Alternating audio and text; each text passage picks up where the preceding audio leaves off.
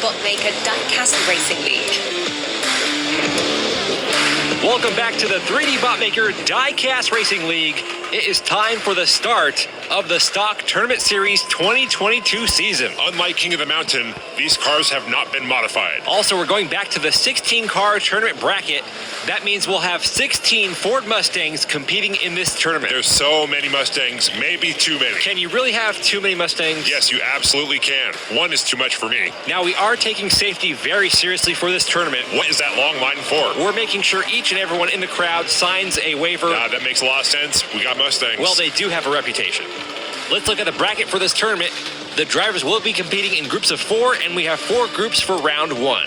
Up first for Group 1, we have Kenny Smallblock. Kenny is driving in a 2010 Ford Shelby GT500 Super Snake. Then we have James Hitfield, a very fitting name. Hitfield is driving in a 92 Fox Body Mustang. Then we have Jack Ford. Jack Ford is in a red 1967 Mustang. And finally we have Odin Boomer. Odin is driving in a 2018 Ford Mustang GT. I'm kind of liking that car. See, they're growing on you. I wouldn't say that.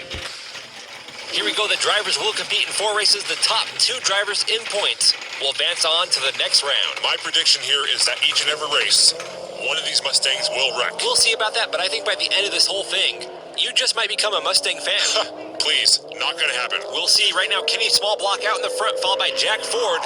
Modern Mustang versus a classic. Kenny Smallblock with a nice lead here. He's rounding the final corner, and Kenny Smallblock will take the win on race 1, followed by Jack Ford, James Hitfield, and Odin Boomer. A little fender bender in the tunnel, but I'm actually surprised to see all the cars make it past the finish line. That was a very clean race. Maybe all the ideas you have about Mustangs and Mustang owners might not totally be accurate. Don't get ahead of yourself. That was only one race. I think this tournament can be like an intervention for you. I'm not the one with the problem here. The Mustangs are the problem. Don't worry, we're all here to help you. 3D. This is a safe space. This is not a safe space. We're way too close to the track. Here we go with race 2. James Hitfield on the front right, Odin Boomer on the front left. Let's hope no one gets hit by Hitfield. Odin Boomer with a slight lead on the first straight.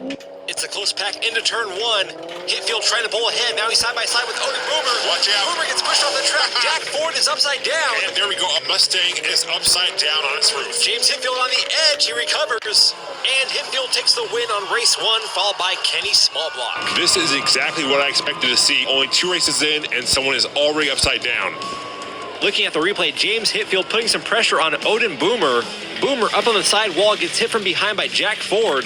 That sends Jack Ford up the bank before he comes crashing down. This right here was just classic Mustang racing. Now, let's be fair. We've had plenty of other vehicles from different manufacturers crash and wreck on these turns. These guys are just getting started. This was the first of many. You just wait and see. It's almost like you want them to fail. I just have realistic expectations. Did a Mustang do something to you in the past? No. If you want to talk to someone about I don't need to talk to anybody about anything. I'm just saying, I think we've all had our hearts broken by a Mustang at some point in life. You're not alone. Well, Jack Ford is alone on the track. Let's focus on him. The other 3 drivers trailing behind.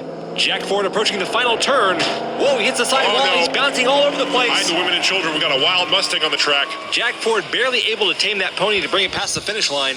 This is going to be a dangerous tournament. That will push Jack Ford up on the scoreboard. He is now in 2nd place behind Kenny Smallblock. Jack Ford is 1 point over James Hitfield with 1 race left. And that's another double DNF. We should have a counter on the screen for all the DNFs and all the wrecks. That actually might not be a bad idea. I'm going to guess that by the end of the tournament, both stats will be in the double digits. We already have 4 DNFs. Maybe even triple digits. Well, with the way Jack Ford is driving, he is a disaster waiting to happen. Or a disaster that's happening right in front of us. That right there sums up the Ford Mustang. This is just the first group. We still have 12 more. There's going to be a couple bad drivers in the mix. Well, so far, I'm not impressed. Here we go. Final race of Group 1. Kenny Smallblock has 11. Jack Ford has 8. James Hitfield has 7. And Odin Boomer has 1.